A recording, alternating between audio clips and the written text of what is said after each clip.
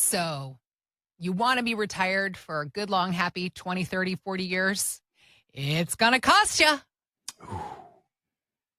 It's so true. It's so true. It's like, of all the things that people cite that could be problems for retirement, the Yeah. biggest one is longevity. Because the longer we live, the more that market crashes could happen. Tax rates could change. We have war, we have famine, we have plagues, we have whatever, right?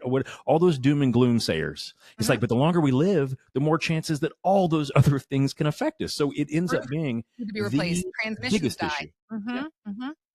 Yeah. It's a real thing. And the further we go on as a society, John, the more longevity becomes an issue. I mean, we are living longer. We are taking better care of ourselves.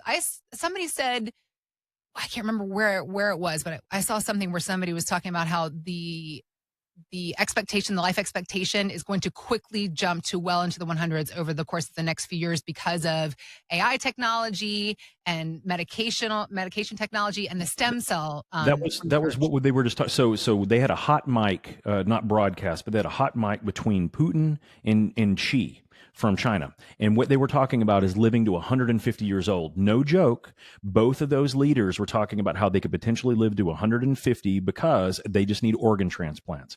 Organ transplants because of all the stuff you just cited, the AI technology, the ability to do all kinds of resuscitation things, hyperbaric chambers and all this stuff can keep you younger forever. But then just with organ transplants, with stem cells and all this stuff, Xi and Putin were talking about potentially living to 150. Now, those guys know some stuff that we don't know. And so if they're already talking about that, that means that the possibility is probably pretty high that someone thinks they can do that, at least in a lifetime, right? That's crazy talk. Well, the information that you do have, Sir John Hicks, not that you've been knighted. I was going to say, I don't recall being knighted recently. That brand today, Mr. John Hicks. The information about how we make our money work for us during these years, because a writer at GoBankingRates.com was doing a little experiment playing around with AI. The writer asked ChatGPT, hey, if I make $60,000 today, how much am I going to need 20 years from now for the same lifestyle? And the quick answer, ChatGPT said, you're going to need $108,000. So, John, let's do the math. Sure. Everything is going to go up in 20 years by 80%, according to this quick exchange. If you do the research, the cost of butter, eggs, and a Ford F-150 back in 2005, you do the math on that. Yep. That 80% increase, it tracks, John. Meanwhile, people are suspect because a new study by Nationwide found that thanks to inflation, many older workers and retirees are skeptical of traditional withdrawal rules of thumb. Think the 4% rule, 100 minus your age rule. And so we're starting to think that these kinds of rules may no longer apply to our reality. How in the heck do we do this? And how do we figure out a withdrawal rate to factor in inflation and longevity so that we have money when we're older? Yeah. So think about what the big issue here is at hand, right? We're living longer. So we're trying to figure out how much of my money can I actually pull out and live off of without running out. Right? I mean, in study after study, and in all these questionings to all Americans, that's what everyone keeps saying. How am I going to make sure I don't run out of money? Because it's difficult, right? Because we are living so much longer. Originally, they said the 4% rule would be fine, which is the amount you start retiring on. You take up 4% and you adjust that for inflation each year. And what they're finding is when all this was done in the early 1990s, we weren't living as long. And now we are. And you got Putin and Xi talking about living to 150. Now, what is their withdrawal rate going to be? Maybe negative. It's hard to know. But of course, if they just keep taking everyone else's money, then it's all fine no matter what, right? They'll be fine. But for the rest of us, how do we figure out how much we can withdraw? Well, to me, it really has a lot less to do with withdrawal rates, and it has to do with behavior, how we behave. Believe it or not, market crashes are not the biggest enemy in retirement. It's our behavior when markets do whatever, or when interest rates do whatever, or whatever happens around us. And the way to eliminate that is not to focus on a withdrawal rate.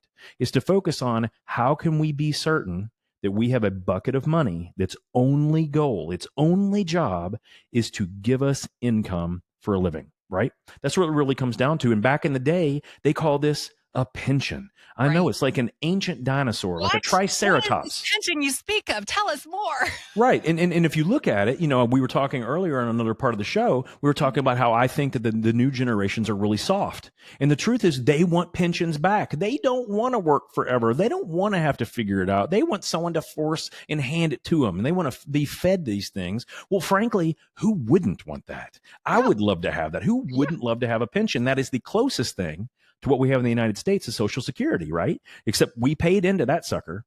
And we're going to potentially pay in forever, and we'll see how much we get back in the end. But again, let's go back to the original thing at hand. When it comes down to withdrawal rates, I think that that's an archaic design that is doomed to fail because you're always going to wonder, are these assumptions going to hold up during this 10 years or specifically during your retirement period? Because if you retire, let's say, Heather, at 62 and you live to be 95, that is 33 years, 33 years that you need that money to last and grow. So amazingly, if you do that same math we looked at earlier about what an Ford F-150 cost or what butter cost and things like that, if you go forward and expect that we're going to have just a 3% inflation rate, and in order for us to live, we need the inflation rate plus, let's say, 3 or 4%. Guys, that $100,000 that we need now to live off of will be over $224,000 at that point in time in our 90s. That is crazy sauce if you think about it like that. And yet, history shows us and the statistics show us it is potentially very accurate. And that's with a lower inflation rate than we've seen in the last several years, right? And if you look at the cost of medication, drugs, you look at the cost of food, you look at the cost of housing, you look at the cost of gasoline, most all of those things have inflated substantially higher than, and those are the things that most retirees are worried about. Those have inflated higher than standard inflation. So when you think about these things, our behavior is going to dictate it all. In our office, this is why we specifically utilize a system that we just call elegant simplicity. It's simple. It's 3 buckets. But by bucketing our money so that we know what do we need if things go right or wrong for the next 1 or 2 years, okay? Your comfort level will then dictate how much you put in that, but at least 1 to 2 years worth of income. Now we're good for 2 years.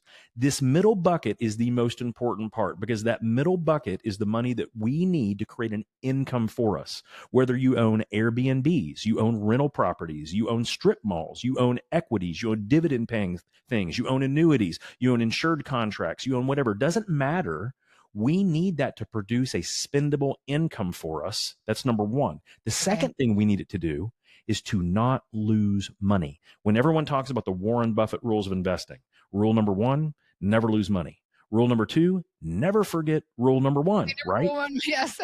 And I agree with that in this, what we call the middle bucket, the income-based bucket. This is the one place that I think annuities, as much as they're given positive praise or they're demonized, this is the one place that if it's a proper fit, it could work. Now, there are hundreds, if not thousands of other investments that fit in this bucket. But the main thing is, number 1, it has to produce income. And number 2, it can't lose our principal.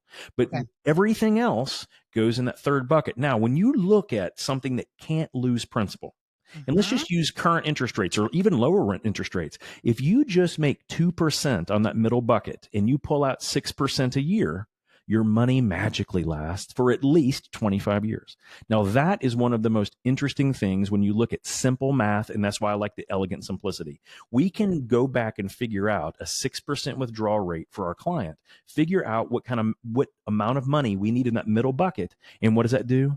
Frees up the entire rest of the portfolio to be invested in anything they want, whether it's AI technology companies or cryptocurrency or whatever. None of that matters to us. The main thing is we want their plan to work, and to stay retired is what everyone's freaking out about. How much can I withdraw? Let's don't think about how much you can withdraw. Let's establish a framework to know your income from day one until the day you kick off. Knowing that is tremendously important. Then what is that growth bucket built to do? That third bucket? To keep up with inflation. So we know our income is going to be satisfied, and we leave inflation to a different element. That is the easiest way to do it. And by the way, the chances of failure when we use a properly structured bucket plan are less than 2%. If you look at the normal 60-40 rules of you invest 60% in stocks and 40% in bonds and only pull out 4%, there is a tremendous chance to actually run out of money, much more than 15% in the long run. So Mm, we want people to not focus on the things that give us that much chance of failure. We want to yeah. focus on single digits, preferably less than 5% chance of running out of money. That would be failure, right? So if we Mhm. do it correctly, we don't have to worry about those general rules of thumb, because psychology is what's going to destroy us 10 times over whatever the market would actually throw at us. Got it. The retirementsolutionshow.com is our website and where to go to start the conversation with John and his team about figuring out a withdrawal strategy on your money in the years ahead. We also have links posted in the show notes, or again, it's retirementsolutionradio.com. I was thinking about how you were talking about bucketing strategies and figuring out what our withdrawal is going to be, because for a lot of people in a lot of circumstances, they might hear, oh my goodness, all these extra years, I'm going to have to save more. I have to work longer. I have to work harder. But in what you're saying, I believe, correct me if I'm wrong, with proper strategy, it's just about moving some of the furniture around in the room to That's create. literally it. Most Yeah. people do not need to go to IKEA and get an entire new suite of furniture.